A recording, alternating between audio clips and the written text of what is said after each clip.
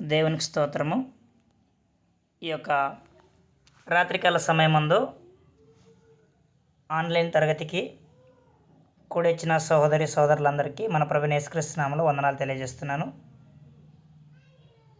దేవుని యొక్క వర్తమానాన్ని మనము నేర్చుకుందాము. ఈరోజు మనమందరం కలిసి నేర్చుకునబోయే పాఠము విశ్రాంతి లేక 7 విధముల విశ్రాంతి అనే పాఠాన్ని మనం నేర్చుకుందాం. పరిశుద్ధ గ్రంథంలో 7 విధాల విశ్రాంతిని గురించి గ్రంథం మాట్లాడింది. ఆ 7 విధాలుగా ఉన్న విశ్రాంతి ఏంటో ఏవే ఉన్నాయో వాటన్నిటిని మనం ఈరోజు మనకున్న ఈ సమయంలో వాటిని మనం చూస్తాం. మొదటిదిగా యెహోవా దేవుని విశ్రాంతి. మొదటి పాయింట్గా యెహోవా దేవుని విశ్రాంతి అనేటువంటి ఆ పాఠాన్ని మనం నేర్చుకుందాం. ఆది కాండము 2వ అధ్యాయము 1 నుంచి 3 వచనాలు యెహోవా దేవుని విశ్రాంతిని గురించి అక్కడ ఈ విధంగా రాయబడింది. ఆకాశమును భూమియు వాటిలో ఉన్న సమస్త సమూహమును సంపూర్తి చేయబడెను. దేవుడు తాను చేసిన తన పని 7వ దినములోగా సంపూర్తి చేసి తాను చేసిన తన పని ఎంతటి నుండి 7వ దినమున విశ్రమించెను. ఇక్కడ మనం గమనిస్తే దేవుడు 6 దినములు సృష్టి చేసి 7వ దినమున విశ్రమించినట్టుగా తెలియజేయబడింది. దేవుడు చేసినటువంటి 6 దినముల సృష్టి ఏంటంటే మనందరికి తెలిసినట్టుగా మొదటి రోజు ఆయన కాంతిని లేదా వెలుగును సృష్టించారు. 2వ రోజు ఆకాశమును ఆయన సృష్టించారు. 3వ రోజు భూమిని ప్రకృతిని ఉనికిలోకి తీసుకుని వచ్చారు. 4వ రోజు సౌర కుటుంబాన్ని ఆయన సృష్టించినట్టుగా గ్రంథం మనకు తెలియజేస్తూ ఉంది. 5వ రోజు జలచరాలు ఆకాశ పక్షులను ఆయన చేసినట్టుగా గ్రంథం ముందు మనం చూడవచ్చు. 6వ దినమున సమస్త ప్రాణులతో పాటు నరుడు కూడా ఒక ప్రాణే కనుక ప్రాణులతో పాటు మానవ ప్రాణిని కూడా దేవుడు సృష్టించాడు. ఇలాగున్న 6 దినములు తండ్రి అయిన దేవుడు సృష్టిని అంతటిని చేసి కాలములు సమయములు తన స్వాధీనంలో ఉంచుకొని ప్రకృతిని సమస్తాన్ని అలాగున ఆపరేట్ చేస్తూ దేవుడు ఇంకా విశ్రాంతి తీసుకున్నాడు. ఈ సృష్టిని ఇంకెన్నడూ ఇలాంటి సృష్టిని మరొకటి చేయకుండా భూమి ఆకాశములు సమస్త ప్రకృతిని అంతటినీ చేసేసి ఇలాంటి సృష్టి ఇంకా ఎన్నడూ చేయకుండా దేవుడు విశ్రాంతి తీసుకుంటున్నాడు. ఒక్కసారి చేసి దాన్ని ముగించాడు అన్నమాట. ఈ ఒక్కసారి చేసి ముగించటం అనేది ఆ యొక్క దేవుని యొక్క అద్భుతమైన లక్షణం. ఒకసారి దాన్ని చేశాడంటే ఇంక తిరిగి దాని జోలికి వెళ్ళాడు ఆయన. కొంతమంది ఏమంటారంటే దేవుడు కష్టపడి నీకోసం 6 రోజులు సృష్టి చేశాడని అంటుంటారు. కష్టపడ్డాడు అన్న మాట చాలా తప్పన్నమాట. దేవుడు ఎప్పుడు కష్టపడడు. కష్టమని ఎప్పుడు అంటామంటే మన శక్తి కొదువుగా ఉన్నప్పుడు, మన శక్తి పరిమితమైనప్పుడు, మనకు శక్తి కొంచెముగా ఉన్నప్పుడు కష్టం అనే పదాన్ని మనం వాడతాం. తండ్రి అయిన దేవుడు కష్టపడి ఎప్పుడు పనిచేసిన వాడు కాదు. కష్టము అనేది దేవుడు చేయడు. కష్టపడేది దేవుడు కాదు, నరుడు మాత్రమే కష్టపడతాడు. దేవుడు కష్టపడి చేయలేదండి సృష్టిని, ఆయన ఇష్టపడి చేశాడు. హెబ్రీయులకు 4వ అధ్యాయము 4వ వచనంలో కూడా ఆ విషయాన్ని ఎత్తి పరిశుద్ధాత్ముడు తెలియజేస్తున్నాడు రెండోసారి. మరియు దేవుడు 7వ దినమున తన కార్యములన్నిటిని ముగించి విశ్రమించెను అని 7వ దినమును గురించి ఆయన ఒక చోట చెప్పి ఉన్నాడు అని చెప్తున్నాడు. ఇక్కడ మనం గమనిస్తే తండ్రి అయిన దేవుడు 6 దినములు సృష్టి చేశారు. ఏ కాలంలో ఏది ఎలాగూ పని చేయాలో వాటన్నిటినీ ఆయన నిర్ణయం చేశాడనమాట.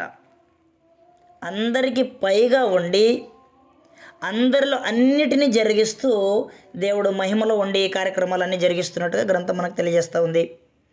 అందరికీ పైగా ఉన్నాడు అని మనందరికి తెలిసినట్టుగా అది ఎఫెసు పత్రిక 4:6లో ఉంది. అందరిలో అన్నింటినీ జరిగిస్తున్నాడు అని కొరింథీయులకు 12వ అధ్యాయము మనకు 6వ వచనంలో ఉంది.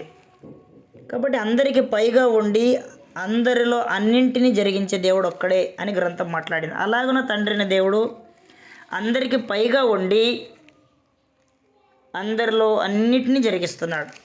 నానా విధములైన కార్యాలు ఉన్నాయి, అందరిలో అన్నింటినీ జరిగించే దేవుడు ఒక్కడే అని చెప్పాడు అనమాట. కాబట్టి తండ్రిని దేవుడు చేసినటువంటి సృష్టికి సంబంధించి 6 దినములు సృష్టి చేసి 7వ దినమున విశ్రమించాడు. ఆ పని నుండి విశ్రమించాడు అనమాట. అలాంటి పని మరలా చేయడు, ఒక్కసారి చేసి దాన్ని ముగించాడు. అంటే మన ప్రభు కూడా మనకి హెబ్రీలకు 7:28లో ఇలాంటి ఒక ప్రభు యొక్క విమోచన కార్యక్రమంలో ఒక్కసారి చేసి ముగించను అనేటువంటి సందేశాన్ని మనం ప్రభు గురించి చూడొచ్చు అనమాట. ఆయన బలియాగాన్ని ఒక్కసారే సదాకాలమునకు నిరంతరము నిలిచే ఒక్క బలిని అర్పించాడు. అది కూడా ఒక్కసారి ఆ పని చేసి ముగించను అని రాశాడు అనమాట హెబ్రీలకు 7:28లో. అంటే ఒక్కసారి చేసి ముగించడంలో అది దేవునికి సాధ్యం అనమాట. కాబట్టి ఒక్కసారి చేసి దాన్ని ముగించేస్తే అలాగున అది చాలా కాలము శాశ్వతము అలా ఉండిపోతుంది అనమాట. అది దేవుని విశ్రాంతి నుండి దేవుడిని ఎవరు కూడా తిరిగి పనికి పిలవలేరు, లేక దేవునికి తిరిగి ఎలాంటి ఈ భౌతికమైన సృష్టి నిర్మాణం చేసే పని దేవుడు పెట్టుకోలేదు. ఇలాంటి సృష్టి చాలా ఉన్నాయని కొంతమంది చెప్తా ఉన్నారు. గ్యాలక్సీలు ఉన్నాయి, ప్రతి గ్యాలక్సీలో ఒక సూర్యుడు, ఒక భూమి, ఒక చంద్రుడు ఇలా ఉంటాయి, అలా చాలా గ్యాలక్సీలు ఉన్నాయి, చాలా భూములు ఉన్నాయి అని చెప్పి కొంతమంది చెప్తుంటే నేను విన్నాను. అనేక భూములు లేవు, ఒకే భూమి ఉంది, ఒకే ఆకాశం ఉంది. అంటే ఆకాశము భూమి ఆకాశములు ఉన్నాయని చెప్పాడు. ఈ సృష్టి ఒకటే ఉంది, దేవుడు చేసింది ఇది మాత్రమే. ఇలాంటి అనేక సృష్టిలు చేసి అనేక భూములు చేసి అనేక భూములకి రకరకాల యేసుప్రభువులను పంపలేదు, ఒక్కసారి చేసి ఆ పనిని ముగించాడు అనమాట ఆయన. ఇక రెండవ విశ్రాంతి గురించి మనం ఆలోచన చేద్దాం. రెండవది ఇశ్రాయేలీయులకు చట్టముగా ఇయ్యబడిన విశ్రాంతి అనేదాన్ని మనము చూస్తాం. రెండవది ఇశ్రాయేలీయులకు చట్టముగా ఇవ్వబడిన లేక ఇయ్యబడిన విశ్రాంతి. ఇది ద్వితీయోపదేశ కాండము 5వ అధ్యాయము 12వ వచనం నుండి 15 వరకు మనకు తెలియజేయబడింది. ద్వితీయోపదేశ కాండము 5వ అధ్యాయము 12వ వచనంలో దేవుడు ఏం తెలియజేస్తున్నాడంటే, 12 చదువుతున్నా, నీ దేవుడని యెహోవా నీకు ఆజ్ఞాపించినట్లు విశ్రాంతి దినమును పరిశుద్ధముగా ఆచరించుము. చూడండి, విశ్రాంతి దినాన్ని ఆచరించేటువంటి వ్యక్తి కూడా పరిశుద్ధుడై ఉండాలి, పరిశుద్ధుడై దాన్ని పరిశుద్ధంగా ఆచరించాల. 13వ వచనంలో దాన్ని ఎలాగ ఆచరించాలంటున్నాడంటే, 6 దినములు నీవు కష్టపడి నీ పని అంతయు చేయాలి, 7వ దినము నీ దేవుడైన యెహోవాకు విశ్రాంతి దినము, దానిలో నీవైనను నీ కుమారుడైనను నీ కుమార్తె అయినను, అంటే మన ఇంట పుట్టిన పురుషుడు అతనికి కుమారులు ఉంటే కుమార్తెలు ఉంటే దాసులు దాసురాండ్రు ఉంటే వారి ఎద్దు కానీ గాడిద కానీ పశువులు కానీ ఇంట్లో ఉండి ఏ పరదేశి కానీ ఏ పని చేయకూడదు అని చెప్పేశాడు. అది ఇశ్రాయేలులకు ఇవ్వబడిన చట్టం, మనకు కాదు. ఇశ్రాయేలులకు దేవుడు ఈ యొక్క చట్టముగా ఈ విశ్రాంతి దినాన్ని ఇచ్చాడు. దీన్ని మీరు ఖచ్చితంగా ఆచరించాలి, పరిశుద్ధంగా ఆచరించాలి అని తెలియజేశాడండి. ఎందుకు దీన్ని ఆచరించాలి అని చెప్పాడంటే దానికి ఒక కండిషన్ పెట్టాడు, దానికి ఒక రీజన్ ఉంది. అది 15వ వచనంలో చెప్పాడు. నీవు ఐగుప్తు దేశమందు దాసుడవై ఉన్నప్పుడు నీ దేవుడైన యెహోవా బాహుబలము చేతను చాచిన చేతి చేతను నిన్ను అక్కడ నుండి రప్పించునని జ్ఞాపకం చేసుకొనుము, అందుచేతను విశ్రాంతి దినము ఆచరించవలెను అని నీ దేవుడైన యెహోవా నీకు ఆజ్ఞాపించెను. ఇక్కడ ఏం తెలియజేస్తున్నాడంటే, ఐగుప్తులో వారు బానిసలుగా ఉన్నప్పుడు వారిని విడుదల చేశాడు దేవుడు తన శక్తి చేత. దాన్ని జ్ఞాపకం చేసుకోవడానికి ఈ రెండవదిగా ప్రవేశపెట్టిన విశ్రాంతిని చట్టంగా ఇచ్చాడు కాబట్టి వాళ్ళు దాన్ని ఖచ్చితంగా ఆచరించాలి. కానీ యెహోవా దేవుడు లాగా వీళ్ళు 6 దినాలు పనిచేసి దేవుడు మరలా పనిచేసేవాడు కాదు. కానీ వీళ్ళకి ఏమన్నాడంటే, మీరు మరలా 6 దినాల తర్వాత విశ్రాంతి తీసుకున్న తర్వాత నెక్స్ట్ మరలా వాళ్ళ పనికి వెళ్ళాల్సిందే. 13వ వచనంలో అదే చెప్పాడు, 6 దినములు నీవు కష్టపడి నీ పని అంతా చేయాలి అని చెప్పాడు. కాబట్టి 6 దినాలు ఎప్పుడు వచ్చినా వాళ్ళు పని చేయాల్సిందే. శనివారం వస్తే వారు విశ్రాంతి తీసుకోవాల్సిందే. వాళ్ళకు ఒక చట్టంగా ఆజ్ఞగా ప్రవేశపెట్టాడు దేవుడు. మొదటిది ఏం చూసామంటే, దేవుడని యెహోవా విశ్రాంతి ఒక్కసారే దేవుడు సృష్టిని చేసి ముగించాడు, తిరిగి అలాంటి సృష్టిని మరలా చేయడు. రెండవదిగా ఇశ్రాయేలులకు చట్టముగా ఇవ్వబడిన విశ్రాంతి. వాళ్ళు 6 దినాలు పని చేసి 7వ దినమున ఖచ్చితంగా విశ్రాంతి తీసుకోవాలి. ఎందుకు తీసుకోవాలంటే దేవుడు వారిని ఐగుప్తులో నుండి విడుదల చేశాడు. దాన్ని జ్ఞాపకం చేసుకోవడానికి దేవుడు వారికి దాన్ని చట్టముగా ప్రవేశపెట్టాడు అనమాట. కాబట్టి వాళ్ళు ఏం చేస్తారంటే చట్టముగా ప్రవేశపెట్టినటువంటి దాన్ని గుర్తించి దేవుని చట్టాన్ని మీరకూడదు అనే భయభక్తులతో దాన్ని వాళ్ళు జరిగిస్తారు. ఇక్కడ మనకి 5వ అధ్యాయం 12వ వచనంలో ఏమంటున్నాడు? ఆచరించుము, ఆజ్ఞాపించినట్లు ఆచరించుము అని చెప్తున్నాడు. తర్వాత కిందికి వచ్చి ఏమంటున్నాడు? 15వ వచనంలో జ్ఞాపకం చేసుకొనుము. కిందికి వచ్చి ఏమంటున్నాడు? యెహోవానికి ఆజ్ఞాపించెను అంటే గతములో ఆజ్ఞాపించాడు, దాన్ని జ్ఞాపకం చేసుకో. అంటే దేవుని యొక్క ఆజ్ఞల్ని ఇశ్రాయేలు ఎప్పుడు కూడా జ్ఞాపకం చేసుకుంటూ ఉండాలి. ఒక్కసారి చేసి ముగించేది కాదు ఇది. దేవుడు ఒక్కసారి చేసి ముగించినట్టు నేను కూడా ఒక్కసారి చేసి ముగిస్తానని ఇశ్రాయేలు అనుకోకూడదు. వాళ్ళు దాన్ని ప్రతిసారి వాళ్ళు జ్ఞాపకం చేసుకోవాలి. జ్ఞాపకం చేసుకున్న ప్రతిసారి వాళ్ళు పరిశుద్ధంగా దాన్ని ఆచరించాలి. అది దేవుని యొక్క ఆజ్ఞ ఉందని వాళ్ళు గుర్తించాలి. నిర్గమకాండం 20 అధ్యాయం 8 నుండి 11 వచనాలు ఆ విషయాన్ని తెలియజేశాడు. నిర్గమకాండము 20 అధ్యాయము సీనాయి పర్వతం నుండి దిగి వస్తున్న మోషే చేతిలో దేవుడిచ్చిన ఆజ్ఞలో ఈ ఆజ్ఞ ఉందన్నమాట. 8వ వచనం, విశ్రాంతి దినమును పరిశుద్ధముగా ఆచరించుటకు జ్ఞాపకం ఉంచుకోనుము అని చెప్పాడు. దాన్ని ఖచ్చితంగా ఇశ్రాయేలు జ్ఞాపకం ఉంచుకోవాలి. 6 దినాలు పనిచేసి తప్పకుండా వాళ్ళు విశ్రాంతిని తీసుకొని వారి విడుదలను జ్ఞాపకం చేసుకోవాలి. దేవుని యొక్క శక్తి చేత, బాహుబలం చేత, ఎత్తిన చేతి చేత, చాచిన బాహుబలం చేత దేవుడు వారిని విడిపించాడు. అది జ్ఞాపకం చేసుకొని వాళ్ళు చాలా పరిశుద్ధులుగా దాన్ని ఆచరించాల్సినటువంటి అవసరం ఉంది. ఎప్పుడైతే వాళ్ళు దీన్ని అంత సీరియస్గా తీసుకోరో, ఈ రోజుల్లో చాలామంది ఆదివారం అంటే పెద్ద సీరియస్ ఉండవు. ఆదివారం రోజు ఆరాధన అంటే మనము నిర్లక్ష్యంగా ఒక్క సండే మీరితే ఏం కాదులే, ఈ వారం మిస్ అయితే నెక్స్ట్ సండే ఆ కానుకలు ఈ కానుకలు జత చేసి ఆ 2 కానుకలను జత చేసి 100 రూపాయలు ఇచ్చే వ్యక్తి 200 ఇవ్వడము, లేక 50 ఇచ్చేవాడు 100 ఇవ్వటము, ఆ 2 వారాలు కూడా కవర్ చేసేద్దాం అనుకుంటే కుదరదండి. ఇశ్రాయేలుకి ఏమన్నాడంటే ఖచ్చితంగా మీరు జ్ఞాపకం చేసుకోవడము మర్చిపోవద్దు, జ్ఞాపకం చేసుకోవాలి. అదే సమయంలో మీరు దాన్ని ఖచ్చితంగా ఆచరించాలి అని దేవుడు వారికి ఆజ్ఞాపించి చట్టంగా ఇచ్చాడనమాట. ఈరోజు గవర్నమెంట్ ఒక చట్టం చేసిందంటే, ఒక చట్టాన్ని ప్రవేశపెట్టిందంటే దానికి లోబడకపోతే ఎంత నష్టం అండి. రీసెంట్గా ఆధార్కి పాన్ కార్డు లింక్ ఉండకపోతే 1000 రూపాయలు ఏమో ఛార్జ్ పడుతుందని ఏదో విన్నాను నేను. నాకు అంతగా దాని మీద అది నాకు గుర్తులేదు, నాది ఆల్రెడీ లింక్ అయి ఉంది. అయితే కొంతమంది ఏం చేశారంటే 1000 రూపాయలు పెట్టైనా సరే దాన్ని చేసుకోవాలని మీ సేవకి వెళ్ళి అక్కడ తిప్పలు పడ్డారు. అంటే ప్రభుత్వం ఒక చట్టాన్ని చేసిందంటే, ఒక విషయాన్ని చెప్పిందంటే కడాఖండితంగా దాన్ని వాళ్ళు జరిగించాల్సిందే. ఒకవేళ లింక్ ఉండకపోతే దానివల్ల వాళ్ళకి ఒక నష్టం జరుగుతుంది అని భయపడి తొందరగా చేసేసుకున్నారు, భౌతికమైన ప్రభుత్వానికి భయపడి. అయితే పరలోకపు ప్రభుత్వాన్ని నడిపిస్తున్న దేవుడు ఏం చెప్పాడంటే, మీరు ఖచ్చితంగా విశ్రాంతి దినాన్ని ఆచరించాలి. ఇది నేను ప్రవేశపెడుతున్న చట్టం మీకు. నేను విశ్రమించి మరలా పని చేయనట్టు మీరు చేయకుండా ఉండడానికి వీల్లేదు. మీరు ఖచ్చితంగా పని చేయాలి. నా పరిశుద్ధతను మీరు సన్మానించేటట్టుగా మీరు పరిశుద్ధులుగా దాన్ని ఆచరించాలి.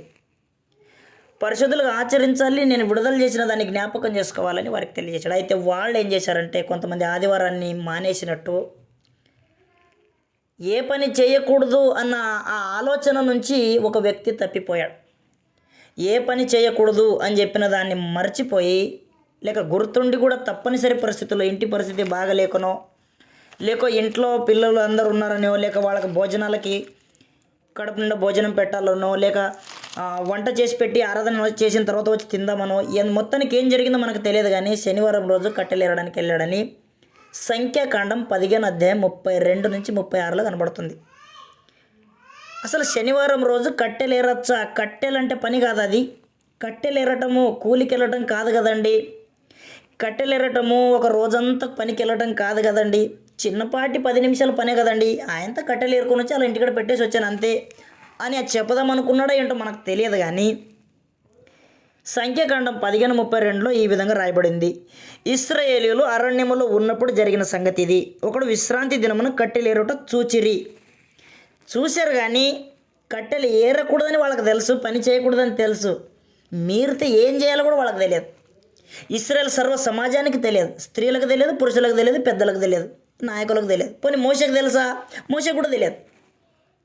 అంటే మోషకు తెలియదు అంటే ఏం బ్రదర్ అంటే నిజంగానే తెలియదు. చూడండి కింద చూడండి 34వ వచనం, 33వ వచనం. వారు కట్టెలు ఏరుట చూచిన వారు మోషే యొద్దకును అహరోను వద్దకును సర్వ సమాజం వద్దకును వానిని తీసుకుని వచ్చిరి. కట్టెలేరితే ఏం చేయాలో మోషకు తెలియదు, అహరోనుకు తెలియదు, ప్రజలకు తెలియదు, సర్వ సమాజానికి తెలియదు. కిందికి వచ్చి 34లో వానికి ఏమి చేయవలెనో అది విషదపరచబడలేదు. ఆజ్ఞ ఉంది ఏ పని చేయకూడదని. ఒకవేళ పని చేస్తే ఏం చేయాలో దానికి సంబంధించిన రిజల్ట్ ఇంకా రాలే, దేవుడు దాన్ని బయలుపరచలేదు. కిందికి వచ్చిన తర్వాత ఏమంటున్నాడు? గనుక అంటే ఏం చేయాలో విషదపరచబడలేదు గనుక వానిని కావలిలో ఉంచిరి. కావలిలో పెట్టారనమాట. ఎంతసేపు కావలిలో ఉంటాడు? ఏం చేయాలో విడుదల చేయాలా? ఇప్పుడు అపోస్తలుని కొంతమంది బంధించి బాగా కొట్టి విడుదల చేశారంట. ఇప్పుడు ఈయనను కావలిలో ఎందుకు ఉంచారు? కొట్టి విడుదల చేయడానికి ఉంచారా? ఇప్పుడు పైనుంచి రావాలా స్టేట్మెంట్, లేక సందేశం పైనుంచి రావాలా? 35 తర్వాత యెహోవా అంటున్నాడు, ఆ మనుష్యుడు, వీళ్ళందరూ ఎదురు చూస్తున్నారు ఈ మనిషి విషయంలో ఏమొస్తుంది జవాబు దేవుని నుండి అని అందరూ ఎదురు చూస్తుంటే దేవుడు అంటున్నాడు, ఆ మనుషుడు మరణశిక్ష పొందవలెను. కట్టెలెరటము మరణశిక్ష పొందేంత ఘోరమైన తీవ్రమైన సంగతి అండి. అంటే దేవుడు చెప్పిన మాటకు మనము కట్టుబడకపోతే, దేవుని చెప్పిన మాటను చెప్పినట్టుగా మనం జరిగించకపోతే ఫలితాలు ఎలా ఉన్నాయి? ఆదివారం ఆరాధన మానేస్తే ఏం జరుగుతుందో మనకు చెప్పబడలేదు. ఆదివారమున సమాజముగా కూడట మానక అంటే మానవద్దు అని ఉంది. మానేస్తే ఏమవుతుంది అనేది బయలుపరచబడలేదు. ఒకరోజు ప్రభు వచ్చిన తర్వాత ఇదిగో మోషే ఆరోను సర్వ సమాజం వెళ్ళి ఏం జరుగుతుందని ఎదురు చూస్తే సర్వ సమాజం ఏం చెప్తుంది? మాకేం తెలియదండి, ఏం చేయాలో తెలియదు అంటుంది. మోషకు అడిగితే మోష కూడా నాకు కూడా తెలియదు, నేను సీనియర్నే, దేవుడు నాయకత్వం ఇచ్చాడు, నేను చేస్తున్నా, కానీ నాకు కూడా తెలియదు అన్నాడు. అప్పుడు దేవుడే జోక్యం చేసుకుని ఏమన్నాడంటే, ఇక మీదట ఎవరు ఇలాంటి పని చేసినా, శనివారాన్ని అతిక్రమించిన సర్వ సమాజం అతన్ని ఏం చేయాలి? మరణశిక్ష విధించాలి అని చెప్పాడు. 36వ వచనం. సర్వ సమాజము పాళెము వెలుపల రాళ్లతో వాడిని కొట్టి చంపవలనని మోషతో చెప్పాడు దేవుడు. కాబట్టి యెహోవా మోషేకు ఆజ్ఞాపించినట్టు సర్వ సమాజము పాళెము వెలుపలికి వాడిని తీసుకొని పోయి రాళ్లతో వాడిని చావగొట్టిరి. ఆదివారం మీరితే ఏం చేయాలి? శనివారం అనేది పాత నిబంధన, ఆదివారం అనేది కొత్త నిబంధన. మనకి ఇది నీడ, ఇది నిజ స్వరూపము, అది ఛాయ, ఇది నిజ స్వరూపము. మనకు దృష్టాంతాలుగా ఉన్నాయి, మనకు బుద్ధి కలగడానికి ఉన్నాయి, మనకు బోధ కలగడానికి ఉన్నాయి. కొత్త నిబంధన సంగతులు, పాత నిబంధన సంగతులు, కొత్త నిబంధనలు మనకు బుద్ధి కలగడానికి ఉన్నాయి. ఇప్పుడు పాత నిబంధన సంగతుల్లో మన శనివారాన్ని మీరిన వ్యక్తిని చూసాం. అతడు మీరాడు, ఆరాధన చేయాల్సిన రోజు కట్టెలేరాడు, పని చేసుకున్నాడు, మీరాడు, మానేశాడు అన్నమాట. అప్పుడు ఏం జరిగింది? మానేస్తే ఇదిగో ఇలా ఉంది పరిస్థితి అని మనకు తెలుసుకున్నాం. ఈరోజు మనం ఏం చేద్దాము? అయ్యా మనకు ఆరాధన మీరకూడదు, ఆరాధన ఖచ్చితంగా మనం జరిగించుకోవాల్సిందే, సంఘముగా కూడుకోవాల్సిందే, 2-3 కలిసి రొట్టె విరవాల్సిందే. మానేస్తే ఏమవుతుంది అని అంత ఎక్కువగా మనము సాహసం చేయకూడదన్నమాట. ఎందుకంటే దృష్టాంతాలుగా మనకు చాలా విషయాలు జరుగుతున్నాయి గతంలో, వాటిని చూస్తున్నాడు వాళ్ళ. 3వది కనానులో విశ్రాంతి అనేది 3వ విశ్రాంతి గురించి ఆలోచన చేద్దాం. కాబట్టి విశ్రాంతి విషయంలో దేవుడు ఎంత సీరియస్గా ఉన్నాడో చూడండి. 3వది కనానులో విశ్రాంతి, లేదా బ్రాకెట్లో అరణ్య ప్రయాణము నుండి విశ్రాంతి అని మనము నోట్ చేసుకోవచ్చు. కనానులో విశ్రాంతి లేక అరణ్య ప్రయాణము నుండి విశ్రాంతి. హెబ్రీయులకు 3వ అధ్యాయము 16 నుండి 19 వచనాలు. అరణ్య ప్రయాణము నుండి విశ్రాంతి అంటే మనం ప్రయాణం చేస్తున్నప్పుడు అలసిపోతాం కదా, అలసిపోయి రెస్ట్ తీసుకున్నట్టు అరణ్యంలో వాళ్ళు 40 సంవత్సరాలు ప్రయాణం చేశారు కదా, వాళ్ళకి దేవుడు ఏం చెప్పాడంటే అరణ్య ప్రయాణము నుండి మీకు విశ్రాంతి అని చెప్పి తెలియజేశాడు. 3వ అధ్యాయం 16 నుంచి చదువుతున్నా. విని కోపము పుట్టించిన వారెవరు? మోషే చేత నడిపించబడి ఐగుప్తు నుండి బయలుదేరి వచ్చిన వారందరే కదా. ఎవరి మీద 40 ఏండ్లు ఆయన కోపగించెను? పాపం చేసిన వారి మీదనే కదా. వారి శవములు అరణ్యంలో రాలిపోయెను. తన విశ్రాంతిలో ప్రవేశింపరని ఎవరిని గురించి ప్రమాణం చేశాడు? అవిధేయులైన వారిని గురించే కదా. కాగా అవిశ్వాసము చేతనే వారు ప్రవేశింపలేకపోయారని గ్రహించుచున్నాము. ఎక్కడ ప్రవేశించలేకపోయారు? కనాను విశ్రాంతిలో.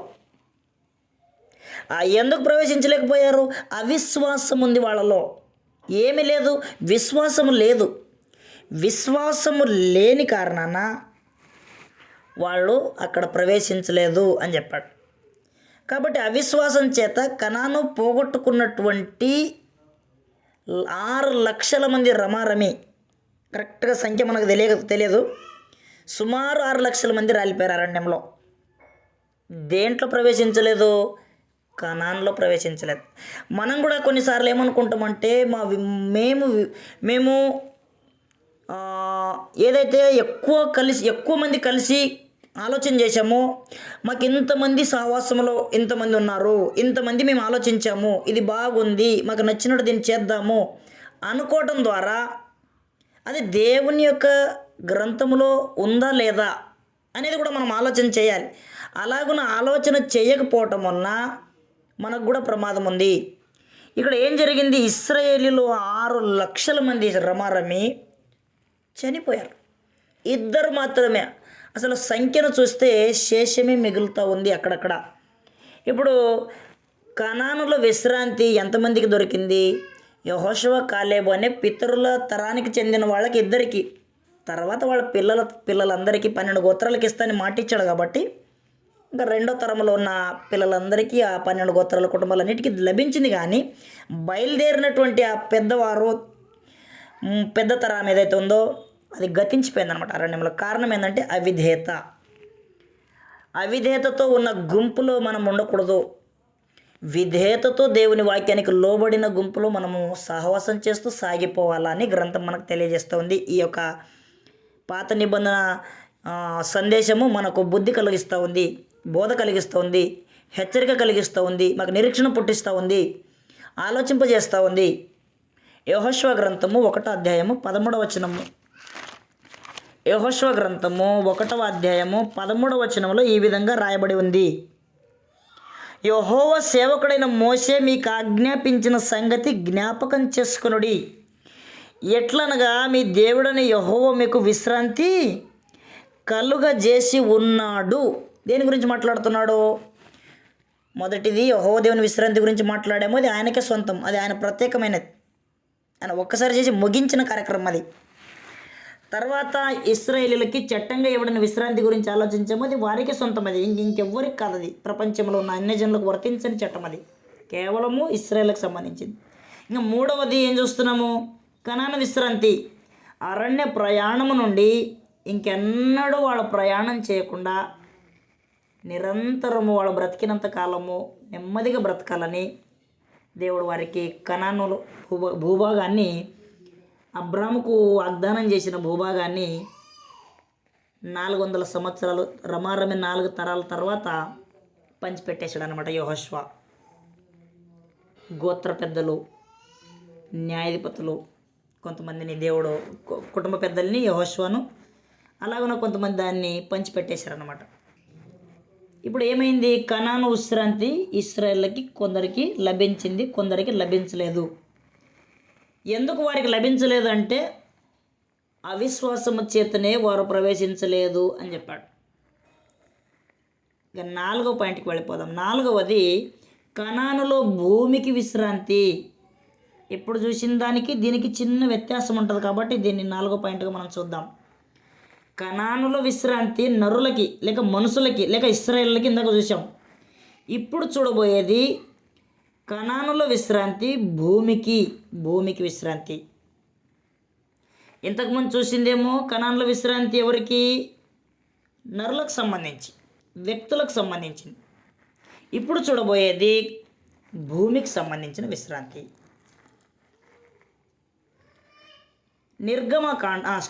లేవి కాండము 25వ అధ్యాయము లేవీయులకు 25వ అధ్యాయంలో 1వ వచనం నుండి 7 వచనాలను మనము చదువుకుందాం. లేవీయులకు 25వ అధ్యాయము, లేవియా కాండము 25వ అధ్యాయము 1 నుంచి 7 వచనాల్లో ఈ విధంగా వ్రాయబడి ఉంది. మరియు యెహోవా సీనాయి కొండ మీద మోషకు ఇలాగు సెలవిచ్చెను, నీవు ఇశ్రాయేలుతో ఇట్లనము, నేను మీకు ఇచ్చుచున్న దేశంలోనికి మీరు వచ్చిన తర్వాత ఆ భూమి కూడా యెహోవా పేరిట విశ్రాంతి కాలమును ఆచరించవలెను. అంటే విశ్రాంతి దేవుడు మాత్రమే కాదు, ఇశ్రాయేలు మాత్రమే శనివారపు విశ్రాంతి కాదు, ఇశ్రాయేలు మాత్రమే కనాన్ నుండి అరణ్య ప్రయాణం నుండి కనాన్లో పొందిన విశ్రాంతి కాదు, భూమి కూడా విశ్రాంతి పొందాలి అని చెప్పాడు. భూమి ఎప్పుడెప్పుడు పొందాలి, ఎంతకాలం పొందాలి అంటే 3వ వచనం, 6 సంవత్సరములు నీ చేలు విత్తవలెను. ఇశ్రాయేలుతో చెప్తున్నాడు. ఇశ్రాయేల్లో ఎవరెవరికి పొలాలు ఉన్నాయో వారి పొలాలకి వాడు పంట వేయడానికి వెళ్తే లెక్కించాలన్నమాట. కనాన్లో డిసెంబర్లో వెళ్ళాడు అనుకోండి, పంట వేస్తాడు. పంట వేస్తే లెక్కేసుకోవాలా, ఇది మొదటి సంవత్సరపు పంట, నెక్స్ట్ ఇదిగో ఇది 2వ సంవత్సరపు పంట, 3, 4, 5, 6 అని అలాగున 6 సార్లు లెక్కించి పంట వేయాల. 3వ వచనం, 6 సంవత్సరములు నీ చేలు విత్తవలను, 6 సంవత్సరములు నీ ఫలవృక్షముల తోటను బధించి దాని ఫలమును కూర్చవచ్చును. 7వ సంవత్సరమున, 7 అని లెక్క పెట్టద్దు, ఆయన పొలానికి వెళ్ళి విత్తనాలు చల్లొద్దు, ఆగిపోవాలా. 7వ సంవత్సరము భూమికి మహావిశ్రాంతి కాలం, అనగా యెహోవా పేరిట విశ్రాంతి సంవత్సరముగా ఆచరించవలెను. అది విశ్రాంతి దినం కాదది, విశ్రాంతి రోజు కాదది. అది ఏంటంట, యెహోవా పేరిట విశ్రాంతి సంవత్సరముగా ఉండవలెను. 1 సంవత్సరంగా ఉంటుంది అది, అసలు దాని జోలికి వెళ్ళొద్దన్నమాట వీళ్ళు. 7వ సంవత్సరము భూమికి పంట వేయకుండా వదిలిపెట్టాలి. కిందికి వచ్చేయమంటున్నాడు, 7వ సంవత్సరము భూమికి మహావిశ్రాంతి కాలం, అనగా యెహోవా పేరిట విశ్రాంతి సంవత్సరముగా ఉండవలను. అందులో నీ చేలు విత్తకూడదు, నీ ఫలవృక్షముల తోటను శుద్ధిపరచకూడదు, నీ కారు చేలు పంటను కోసుకోకూడదు, పరచని నీ ఫలవృక్షములను ఏరుకొనకూడదు. చూడండి ఏం చెప్తున్నాడు, విత్తకూడదు, శుద్ధి చేయకూడదు, కోసుకోకూడదు, ఏరుకోకూడదు, 4 మాటలు చెప్పేశాడు. అది భూమికి విశ్రాంతి సంవత్సరం అన్నమాట. అప్పుడు 6వ వచనం, అప్పుడు భూమి యొక్క విశ్రాంతి సంవత్సర సస్యము నీకును నీ దాసునికి నీ దాసికిని నీ జీతగాడికిని నీతో నివసించు పరదేశికిని ఆహారమగును. మరియు నీ పశువులకు నీ దేశ జంతువులకు దాని పంట అంతయు మేతగా ఉండును. పంట అంతా కోసుకుని ఇంటికి వచ్చే 6వ సంవత్సరం 7వ సంవత్సరం కొన్ని విత్తనాలు పొరపాటున అక్కడ ఉండిపోవడం ద్వారా బాగా పంట వచ్చింది.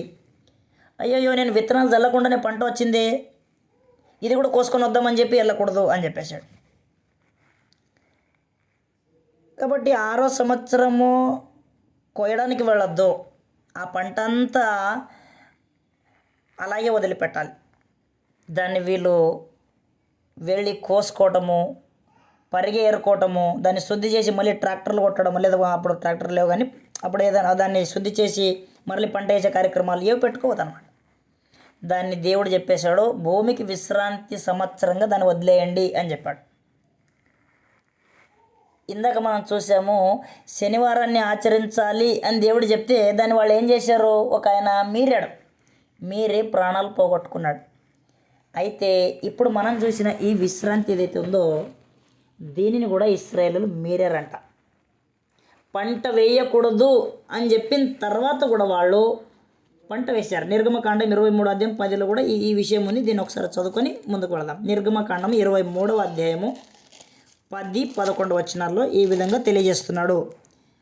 6 సంవత్సరములు నీ భూమిని విత్తి దాని పంట కూర్చుకొనవలెను, 7వ సంవత్సరమున దాన్ని బీడు విడవలెను. అప్పుడు నీ ప్రజల్లో నీ బీదలు తినిన తర్వాత మిగిలినది అడవి మృగములు తినవచ్చును. చూసారా, 7వ సంవత్సరము పంట ఏం చేయబడుతుంది అంటే అక్కడ ఊరిలో ఉన్నటువంటి ప్రజల్లో బీదలు ఎవరైతే ఉంటారో బీదలు దాన్ని తినవచ్చు. వాళ్ళు తిన్న తర్వాత మిగిలిపోతే అడవి మృగాలు తినవచ్చు. ఏ ఏ పొలాల విషయం గురించి మాట్లాడుతున్నాడు ఆయన? వీళ్ళు ఒకే పంట వేయరు కదా, రకరకాల పంటలు వేస్తారు. అందుకు దేవుడు అంటున్నాడు, నేను ఏ పంట గురించి చెప్తున్నానని మీరు పొరపడకండి, నేను అన్ని పంటల గురించి చెప్తున్నా అన్నాడు. నీ ద్రాక్ష తోట విషయంలోను, నీ ఒలివ తోట విషయంలోను అలాగుననే చేయాలి. 6 సంవత్సరములు నీ పనులు చేసి నీ ఎద్దు, నీ గాడిద, నీ దాసి కుమారుడును పరదేశి విశ్రమించినట్లు 7వ దినమున ఊరక ఉండవలేను. దీన్ని మనం ఇక్కడతో ఈ పాయింట్ను దీన్ని మన అందరికి అర్థమైంది అనుకుంటే దీన్ని కొద్దిగా సైడ్ పెట్టి ఇంకో చిన్న విషయం దీంట్లో ఉంది. ఇశ్రాయేలు దీన్ని మీరకూడదు అని దేవుడు చెప్పేసిన తర్వాత వీళ్ళు ఏం చేశారంటే మీరారంట. అసలు 7వ సంవత్సరము మీరకూడదు, వాళ్ళు పంట వేయకూడదు, కానీ వాళ్ళు పంట వేశారంట 7వ సంవత్సరం. ధర్మశాస్త్రంలో ఉంది కదా వేయొద్దని, అయినా ఒక తరం వేసిందంట. దేవుడు ఒక తరం వేసింది కదా అని వదిలేశాడు. వాళ్ళు మళ్ళీ వేశారంట. అలాగన 3వసారి వేశారంట, 4వసారి వేశారంట. అలాగున్న వాళ్ళు 70 సార్లు వేశారంట. తరతరాలుగా, అంటే తండ్రులు, కుమారుడు, మనవడు దాకా 3-4 తరాలు పంట వేస్తూనే వచ్చారంట దానికి. అప్పుడు దేవుడు దాన్ని లెక్కేస్తే 70 సార్లు దాన్ని మీరారంట. మనం చాలాసార్లు అనుకుంటాం, ఇశ్రాయేలులో బబులోను దేశంలో ఎన్ని సంవత్సరాలు ఉన్నారు? 70 సంవత్సరాలు ఉన్నారు. ఎందుకు 70 సంవత్సరాలే ఉన్నారు? 40 సంవత్సరాలు ఎందుకు లేరు? 30 సంవత్సరాలు ఎందుకు లేరు? 80 సంవత్సరాలు ఎందుకు లేరు? బబులోను దేశంలో 70 సంవత్సరాలే ఎందుకు ఉన్నారు? దానికి జవాబు ఇప్పుడు మీ అందరికీ మనసులో మెదులుతూ ఉంది. 70 సంవత్సరాలు మాత్రమే వాళ్ళు ఎందుకున్నారు అంటే, లేవి కాండము 26వ అధ్యాయము 42వ వచనం చదువుకుందాం. లేవీయులకు 26వ అధ్యాయము 42వ వచనం నుండి చదువుతున్నాను, గమనించండి. నేను యాకోబుతో చేసిన నా నిబంధనను జ్ఞాపకం చేసుకుందును. దేవుడు కొన్ని విషయాలు జ్ఞాపకం చేసుకుంటాడండి. నీకు సంతానం ఇస్తా అని అబ్రాహాము గుర్తు చెప్పాడు అనుకోండి, అబ్రాహాము మర్చిపోయినా ఆయన గుర్తుపెట్టుకుని దాన్ని చేసేస్తాడు. ఇంకా అమోర్యాల అతిక్రమం సంపూర్ణం కాలేదు, సంపూర్ణమైనాక జ్ఞాపకం చేసుకుంటా అని అన్నాడంటే ఖచ్చితంగా జ్ఞాపకం చేసుకుంటాడు. నీ 4వ తరం వారు కనానికి వస్తారని మాట ఇచ్చాడంటే ఖచ్చితంగా 4వ తరానికి వచ్చేసరికి గుర్తు చేసుకుంటాడు. తర్వాత ఇక్కడ 42లో ఏమంటున్నాడు? నేను యాకోబుతో చేసిన నిబంధనను జ్ఞాపకం చేసుకుంటా. ఇంకేం జ్ఞాపకం చేసుకుంటా? ఇస్సాకుతో చేసిన నిబంధన కూడా నేను జ్ఞాపకం చేసుకుంటా. ఇంకేం జ్ఞాపకం చేసుకుంటా? అబ్రాహాముతో చేసిన నిబంధన కూడా జ్ఞాపకం చేసుకుంటా. ఇంకేం జ్ఞాపకం చేసుకుంటా? ఆ దేశమును కూడా జ్ఞాపకం చేసుకుందును. ఎందుకు దేశాన్ని జ్ఞాపకం చేసుకుంటాడు? దేశానికి సంబంధించి కూడా దేవుడు విశ్రాంతి అనేటువంటి చట్టం ఇచ్చాడనమాట. చూద్దాం 43లో, వారి చేత విడువబడి వారు లేనప్పుడు పాడైపోయిన వారి దేశమును తన విశ్రాంతి దినములను అనుభవించును. ఇక్కడ తన అనే మాట చిన్న మాటేనండి. తన అనేది చిన్న మాటే, అందులో 70 సంవత్సరాల చరిత్ర ఉంది. వారి దేశమును తన విశ్రాంతి దినములను అనుభవించును. 70 సంవత్సరాలు పంట వేశారు గనక దేవుడు 70 సంవత్సరాలు వారిని జైల్లో పెడతాడు. ఇప్పుడు 70 సంవత్సరాల దేశంలో పంట వేసే పరిస్థితి ఉండదు. తన విశ్రాంతి అది అనుభవిస్తుంది అని చెప్పాడు అనమాట. కాబట్టి 70 సంవత్సరాలు తన విశ్రాంతిని ఆ యొక్క దేశము అనుభవించేటట్టుగా దేవుడు ఏర్పాటు చేశాడు. లేవే కాండము 26వ అధ్యాయము 33, 33 నుండి, అది పాడై ఉండు దినములన్నీ అది విశ్రమించును. ఏది అది అంటే ఏది? అది 34లో, మీరు మీ శత్రువుల దేశంలో ఉండగా మీ దేశము పాడై ఉన్న దినములన్నీ అది తన విశ్రాంతి కాలమును అనుభవించును, తన విశ్రాంతిని అనుభవిస్తుంది అని చెప్పాడు. 35లో, అది పాడై ఉండు దినములన్నీ అది విశ్రమించును. మీరు దానిలో నివసించినప్పుడు, చూసారా, మీరు దానిలో నివసించినప్పుడు అది విశ్రాంతి కాలములలో పొందకపోయిన విశ్రాంతిని అది పాడై ఉండు దినంలో అనుభవిస్తుంది. ఎంత శ్రేష్టమైన మాట చూడండి. మీరు ఆ దేశంలో ఉన్నప్పుడు దాని పంటను వేసుకొని తిన్నారే 70 సంవత్సరాలు, మీరు ఆ పట్టణంలో ఉన్నప్పుడు దానికి విశ్రాంతి ఇవ్వలేదే, మీకు ఈ పట్టణం నుంచి బయటికి లాగి 70 సంవత్సరాలు బబులోని దేశంలో పెడతా. చాలాసార్లు మనం ఏమింటామంటే, అసలు బబులోనికి ఎందుకు వెళ్ళారండి వీళ్ళు అంటే, 99% మంది, 99 కాదు 99.9% మంది, 99.99 వాళ్ళు పాపం చేశారు కాబట్టి ఆ పాపపు జబ్బు పోవడానికి వాళ్ళు బబులోనికి వెళ్ళారండి. ఆ యొక్క విగ్రహారాధన అనే జబ్బు వాళ్ళకు పోయిన తర్వాత తీసుకొని వచ్చాడు అంట. గ్యారంటీగా రైట్, అది 100కి 100% రైట్. అది విగ్రహారాధన జబ్బు పోయిన తర్వాతే తీసుకొని వచ్చిన మాట వాస్తవమే. అందులో మరొక విషయం ఏంటంటే, ఆ దేశాన్ని వాళ్ళు 70 సార్లు పంటేశారు, దాన్ని విశ్రమించడానికి వదిలిపెట్టలేదు. కాబట్టి దేవుడు దాన్ని విశ్రాంతి తీసుకునేటట్టుగా చేశాడనమాట. 2వ దినవృత్తాంతములు 36వ అధ్యాయం 21వ వచనం. 2వ దినవృత్తాంతములు 36:21లో ఈ విధంగా వ్రాయబడి ఉంది. 36:21 36:21లో చదువుతున్నా. యిర్మీయా ద్వారా పలకబడిన యెహోవా మాట నెరవేరుటకై విశ్రాంతి దినములను దేశము అనుభవించు వరకు ఇది సంభవించను. దేశము పాడుగా ఉన్న 70 సంవత్సరముల కాలం అది విశ్రాంతి దినములను అనుభవిస్తుంది అని చెప్పాడు, అనుభవించింది అని కూడా చెప్పాడు. అనుభవిస్తుంది, అనుభవించింది అనే 2 పదాలు వాడాడు. కాబట్టి యిర్మీయా 25:11లో యిర్మీయా ముందుగానే ప్రవచించాడు, ఖచ్చితంగా మీరు చేసిన పొరపాటు 70 సంవత్సరాలు పంటేశారు, తిరిగి ఆ భూమికి దేవుడు విశ్రాంతి ఇవ్వబోతున్నాడు, మీరు 70 సంవత్సరాలు అక్కడికి వెళ్ళిపోతారని చెప్పేశాడు. అది చెప్పినట్టుగా జరిగిందనమాట. మనం 5వ పాయింట్కి వెళ్ళిపోతాం. 5వ పాయింట్ ఏంటంటే పాపము నుండి విశ్రాంతి. 5వ పాయింట్ పాపము నుండి విశ్రాంతి. మత్తయి సువార్త 11వ అధ్యాయం 28వ వచనం. పాపము నుండి విశ్రాంతి. మత్తయి సువార్త 11వ అధ్యాయం 28వ వచనం. అందరికీ కంఠస్థం ఉన్న విషయం ఇది. ప్రయాసపడి భారం మోసుకొనుచున్న సమస్త జనులారా నా యొద్దకు రండి, నేను మీకు విశ్రాంతి అనే పదం వాడు. విశ్రాంతి కలగజేస్తును, విశ్రాంతి కలగజేస్తాడు ఆయన కలగజేసి విశ్రాంతిని ఇస్తాడు. అసలు ఏంటి ఆ విశ్రాంతి? కింద చూడండి. నేను సాత్వికుడును దీన మనసు గలవాడను గనుక మీ మీద నా కాడి ఎత్తుకొని, నా కాడి అంటే కొత్త నిబంధన కాడి, ధర్మశాస్త్రం అంటే మోయలేని కాడి, క్రీస్తు కాడి కొత్త నిబంధన కాడి. ఇది మోయగలిగిన కాడి, ఇది సులువైన కాడి, తేలికైన కాడి, భారం లేని కాడి. అది భారమైన కాడి, మోయలేని కాడి అనమాట ధర్మశాస్త్రం. కాబట్టి నా యొద్ద నేర్చుకోండి, నా కాడి ఎత్తుకొని నా యొద్ద నేర్చుకోండి, అప్పుడు మీ ప్రాణములకు విశ్రాంతి దొరుకును. ఏలైనగా నా కాడి సులువుగాను నా భారము తేలికగాను ఉన్నది అని చెప్పాడు. ఇక్కడ మనం గమనిస్తున్నాము, మీ ప్రాణములకు విశ్రాంతి. ప్రాణముల కంటే ఇది చిన్న పొరపాటు ట్రాన్స్లేషన్లో తెలుగులో పడింది. ఇంగ్లీష్లో అక్కడ సోల్ అని ఉంటుందండి. సోల్ అంటే ఆత్మ, తెలుగులో తప్పు రాశారు. మీ ప్రాణములకు విశ్రాంతి కాకుండా ఇంగ్లీష్లో సోల్ అని ఉంది. ఇంగ్లీష్ వచ్చిన వారికి సోల్ అంటే వాళ్ళు జనరల్గా ఎవరిని అడిగినా చెప్పేస్తారు, సోల్ అంటే ప్రాణం కాదు, సోల్ అంటే ఆత్మ అని. కాబట్టి మీకు ఒకవేళ అవకాశం ఉంటే పెన్నుతో అక్కడ ఆత్మ అని కూడా రాసుకోవచ్చు, లేకపోతే మీ ఇష్టం, అలా కూడా వదిలిపెట్టుకోవచ్చు. మీ ప్రాణములకు అనకుండా మీ ఆత్మకు విశ్రాంతి దొరుకుతుంది అని చెప్పడంటే అది పాపము నుండి విశ్రాంతి అనమాట. పాప భారాన్ని మోసుకొని తిరుగుతూ ఉన్నాడు, దాన్ని దించే మహానుభావుడు ఎవరు లేరు భూమి మీద. కాబట్టి యేసుప్రభు వచ్చి ఆయన శిలువను చూసి పశ్చాత్తాపపడి మార్మనసు పొంది యేసుక్రీస్తు దేవుని కుమారుడిని ఒప్పుకొని బాప్తీసం తీసుకుంటే ఆ పాప భారము దించేస్తాడు అనమాట కిందికి.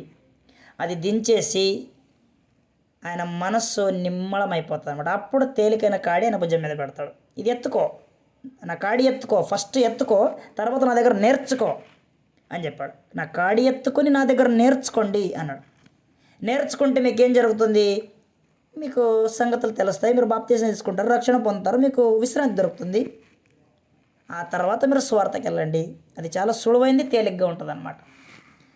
6వది నీతిమంతులకు పరదేశ విశ్రాంతి. 6వ పాయింట్. ప్రకటన గ్రంథము 14 అధ్యాయం 13 వచనం. ప్రకటన గ్రంథము 14 అధ్యాయము 13 వచనము, నీతిమంతులకు పరదేశ విశ్రాంతి. అక్కడ ఏం చెప్పాడంటే 14:13లో, అంతటా ఇప్పటి నుండి ప్రభునందు మృతి పొందు మృతులు ధన్యులని వ్రాయమని పరలోకం నుండి ఒక స్వరము చెప్పగా వింటిని. నిజమే, వారు తమ ప్రయాసములు మాని విశ్రాంతి పొందుదురు, వారి క్రియలు వారి వెంట పోవునని ఆత్మ చెప్పుచున్నాడు. చూసారా, ఎవరైతే ప్రయాసములు మాని విశ్రాంతి పొందుతారో ఆ విశ్రాంతి పరదేశంలో పొందుతారు అని చెప్పాడు. భూమి మీద మృతి పొందుతారు ప్రభునందు, వారు ధన్యులు. కారణం ఏంటంటే వారు ప్రయాసాలు మానేస్తారు. 6 రోజులు పనిచేసి 7వ రోజు మళ్ళీ పనికి వెళ్ళే పరిస్థితి లేకుండా, 6 రోజులు పనిచేసి 7వ రోజు విశ్రాంతి తీసుకుని మరుసటి రోజు పనికి వెళ్ళే పని లేకుండా, వారు ఇంకెన్నటికి పని చేయకుండా విశ్రాంతి పొందుకుంటారు. అది పరదేశ విశ్రాంతి. ఈ విశ్రాంతి పొందిన తర్వాత వారి క్రియలు వారి వెనకాలే పడతాయి అని చెప్పాడు. ఆ క్రియలు తీర్పులోకి మళ్ళీ తేట తెల్లమవుతాయి కాబట్టి క్రియలు వారి వెంట పడతాయి. లూకా సువార్త 16:19-31 మనకు తెలిసినట్టుగా లాజరు ధనవంతుడు పరదేశకు వెళ్ళినటువంటి ఆ సందర్భాల్లో గమనిస్తే అబ్రాహాము రొమ్మున లాజరు, ధనవంతుడు అగ్నిలో. అంటే పరదేశ విశ్రాంతి ఎవరు పొందుతున్నారు? ఇదిగో ధనవంతుడు కాకుండా లాజరు పొందుతున్నాడని మనకు లూకా సువార్త 16వ అధ్యాయంలో 19-31 చదివితే, మొత్తం చదవము, ఒక్కటే మాట చదివిస్తాను. 10-25 వచనం. అందుకు అబ్రామ నా కుమారుడా, నీవు జీవితకాలమంతా నీకు ఇష్టమైనట్టు సుఖం అనుభవించితివి, అలాగనే లాజరు కష్టం అనుభవించిన జ్ఞాపకం చేసుకొనుము. ఇప్పుడైతే వాడు ఇక్కడ నెమ్మది పొందుతున్నాడు, నీవు యాతన. నెమ్మది అంటే ఏంటంటే, నెమ్మది అంటే విశ్రాంతి అని అర్థం. విశ్రాంతి అనే పదానికి అర్థం ఏంటంటే నెమ్మది. నెమ్మది బైబిల్లో నెమ్మది అని అర్థం ఇచ్చే పేరు ఒక ఆయనకు ఉందండి. ఎవరికి? నోవాహు అంటే నెమ్మది అని అర్థం, లేక విశ్రాంతి అని అర్థం. నోవాహుకు ఉండే పేరు అనమాట అది. అది ఆదికాండం 5:30 ఉంటుంది. ఆదికాండం 5:30. నోవాహు అంటే నెమ్మది అని పుట్టినట్లు వేస్తాడు. నెమ్మది అంటే విశ్రాంతి. ఇది పరదేశ విశ్రాంతి అనమాట. 7వది దేవుని ప్రజలకు పరలోకపు విశ్రాంతి. దేవుని ప్రజలకు పరలోకపు విశ్రాంతి అనేదాన్ని మనం చదువుకుందాం. హెబ్రీయులకు 4వ అధ్యాయము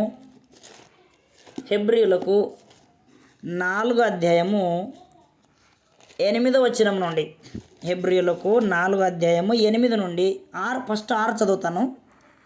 కాగా ఎవరో కొందరు విశ్రాంతిలో ప్రవేశించుదరన్నమాట నిశ్చయము గనక, ముందు సువార్త వినిన వారు అవిధేయత చేత ప్రవేశింపలేదు గనక, నేడు మీరు ఆయన మాట విని ఎడల మీ హృదయములను కఠినపరచుకొనకుడి అని వెనక చెప్పబడిన ప్రకారము ఇంతకాలమైన తర్వాత దావీదు గ్రంథంలో నేడని ఒక దినము నిర్ణయించి ఉన్నాడు.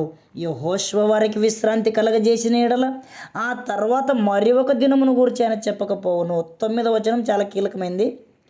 కాబట్టి దేవుని ప్రజలకు విశ్రాంతి నిలిచే ఉన్నది అని చెప్పేశాడు. దేవుని ప్రజలకు విశ్రాంతి నిలిచే ఉంది అంటే దేవుని ప్రజలకి పరలోకపు విశ్రాంతి నిలిచే ఉంది. ఇంతవరకు ఎవరు ఆ విశ్రాంతిని పొందలేదు. ప్రభు తప్ప దాన్ని ఎవరు అనుభవించలేదు. పరలోకం నుంచి దిగి వచ్చినవాడు తప్ప ఎవరు వెళ్ళలేదు. మనుష్య కుమారుడు తప్ప ఇంకెవరు దాన్ని స్వతంత్రించుకోలేదు. పరలోకంలో ఇంకెవరు తీర్పు తర్వాత వెళతారు తప్ప అంతకుముందు ఎవరు వెళ్ళలేదు. హెబ్రీయులకు 11:39 అంటాడు.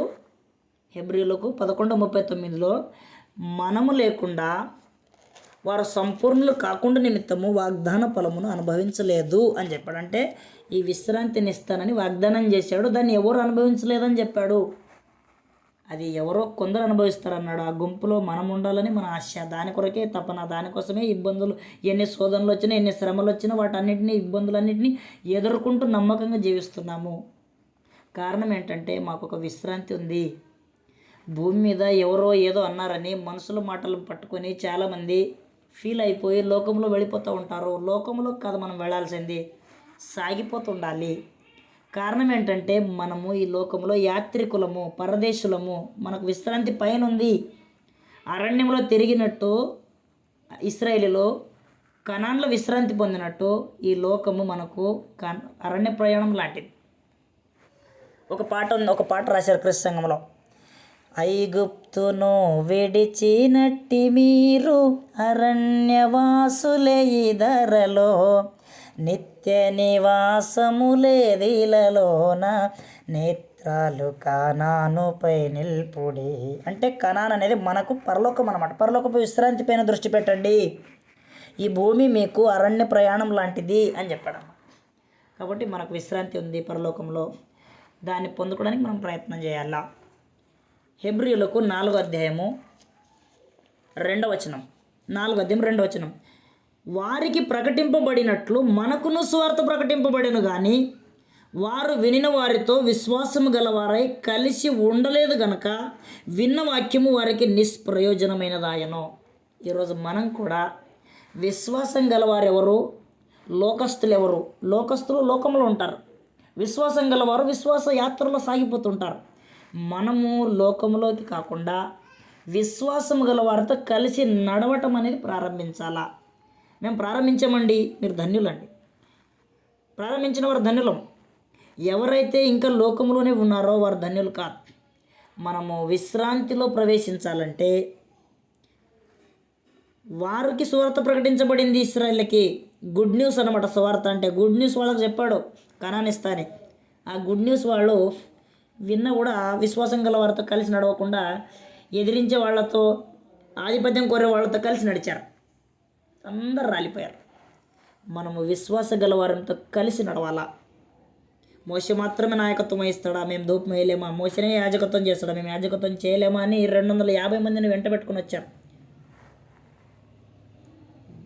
వారు కొరహుతో పాటు భూమి 2గా చీల్చి భూమి లోపలికి వెళ్ళిపోయారు. కాబట్టి దేవుడు నిర్ణయించిన వారు మాత్రమే కార్యక్రమాలు జరిగించాలి. దేవుని గ్రంథంగా చూసినప్పుడు మనకు విశ్రాంతి లభిస్తుంది తప్ప లోకం వైపు చూడొద్దు, అధికారం వైపు చూడొద్దు, పేర్ల కొరకు ప్రతిష్ఠితుల కొరకు మనం చూడొద్దు. దేవుడు మనకి ఏర్పాటు చేసిన విశ్రాంతి మీద దృష్టి పెట్టి మనం సాగిపోతుండాలి. అలాగున్న చివరికి మనము హెబ్రీయులకు 11వ అధ్యాయంలో 10 నుంచి 16 చదువుకొని ముగించుకుందాం. హెబ్రీయులకు 11వ అధ్యాయము 10 నుంచి 16లో ఏం చెప్పాడంటే, 9లో ఒక మాట అంటాడు. అబ్రాహాము, ఇస్సాకు, యాకోబు, శారా ఈ కుటుంబం అంతా గుడారంలో ఉన్నారంట. గుడారం అంటే మనకు తెలుసు కదా, ఆర్మీలు టెంట్లు వేసుకుని ఉన్నట్టు టెంట్లు గుడారాలు వేసుకొని ఉన్నారట. ఒక ఆయన అబ్రాహాము దగ్గరికి వెళ్ళి, ఏం అబ్రాహాము ఇంత డబ్బు ఉంది, ఇల్లు కట్టుకోవా అని అడిగాడు. బైబిల్లో లేదు, జనరల్గా చెప్తున్న ఒక మాట. అబ్రాహామును ఇల్లు కట్టుకోవని అడిగితే అబ్రాహాము అంటాడు, లేదండి నేను ప్రయాణం చేస్తున్నా. అంటే ఉదాహరణకి మనం బస్సులో వెళుతున్నట్టు ఆయన కూడా వెళుతున్నాడు అనమాట. ఈ భూమిని బస్సుతో పోల్చాడు ఆయన. ఈ బస్సులో కానీ నేను యాత్రికుడినండి, నేను ప్రయాణం చేస్తున్నా అన్నాడు. అంటే ప్రయాణం చేసేటప్పుడు ఇల్లు వద్దా నీకంటే బస్సులు ఇల్లు ఏం కట్టుకుంటామండి అన్నాడు. అదే అనమాట. కాబట్టి క్రైస్తవులుగా మనము ప్రయాణం చేస్తున్నాం, బస్సులో ఉన్నాం అనేటువంటి భావనతో మనం బ్రతకాల్సిన అవసరం ఉంది. 10వ వచనం. ఏలైనగా దేవుడు దేనికి శిల్పియు నిర్మాణకుడై ఉన్నాడో పునాదులు గల ఆ పట్టణం కొరకు అబ్రాహాము ఎదురు చూశాడు. కాబట్టి భూమి మీద పునాదులు వేసుకోలేదు, పట్టణం కట్టుకోలేదు. అంటే నీకు ఈ భూమి మీద ఇల్లు వద్దు, కట్టుకుంటే బలంగా ఉంటుంది, మంచి మంచి ఇంజనీర్లు పిలిపించి కట్టిద్దామంటే నాకు వద్దు. ఇంజనీర్లు కట్టిన దానికి పిల్లర్స్ ఉంటాయేమో కానీ అది బలంగా ఉండేది కాదు, అది యుగయుగాలు ఉండేది కాదు. నిత్యత్వంలో యుగయుగాలు దేవునితో పాటు ఉండేది కాదు ఆ ఇల్లు. దేవుడు కట్టిన ఇల్లు. దేవుడు దేనికి శిల్పి నిర్మాణకుడై ఉన్నాడో పునాదులు గల ఆ పట్టణం నాకు కావాలి అని దాని కొరకు ఎదురు చూశాడు అబ్రాహాము. ఆయన మాత్రమే కాదు, విశ్వాసం గల భార్య కూడా అదే పని చేసింది. కిందికి వచ్చిన తర్వాత 13లో, వీరందరూ ఆ వాగ్దానముల ఫలము అనుభవింపకపోయినను దూరం నుంచి చూశారంటే వాళ్ళకి దేవుడు దర్శనంలో చూపించడానికి కాదు, విశ్వాసంతో చూశారన్నమాట. విశ్వాసంతో చూడటం అనే ఒక కోణం ఉంది. హృదయ శుద్ధి గల వారు ధన్యులు, వారు దేవుణ్ణి చూస్తారన్నాడు. అసలు దేవుణ్ణి ఎవరు చూడలేదని బైబిల్ చెప్తుంది, ఎప్పుడు చూడాలి నేర్రు అని చెప్పింది.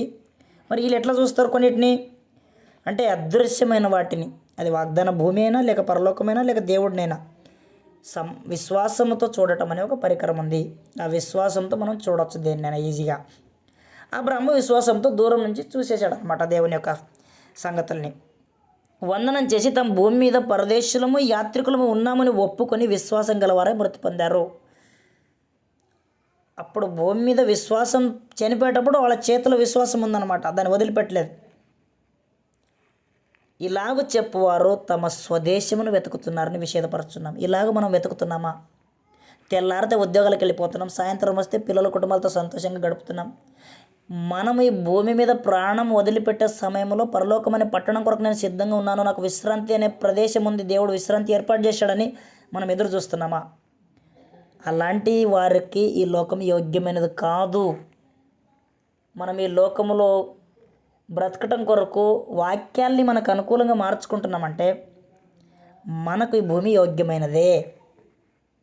ఎవరైతే భూమి మీద ఉంటూ పరలోకం కొరకు ఎదురు చూస్తూ నేను పరదేశిని యాత్రికుని అంటారో వారికి భూమి యోగ్యమైనది కాదు అని చెప్పాడు అనమాట.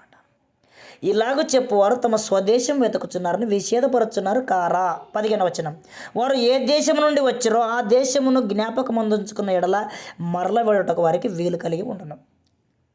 ఇప్పుడు మేము ఒక ప్రాంతానికి వెళుతున్నాం, వాక్యం చెప్పడానికి ఒక ప్రాంతానికి వెళ్ళి అక్కడికి వెళ్ళి పరిచర్య చేసి మరలా తిరిగి వస్తాం. ఎందుకంటే మేము ఏ ప్రాంతం నుంచి వెళ్ళామో దాన్ని గుర్తుపెట్టుకొని వెళతాం కాబట్టి తిరిగి అదే ప్రాంతానికి తిరిగి వస్తాం.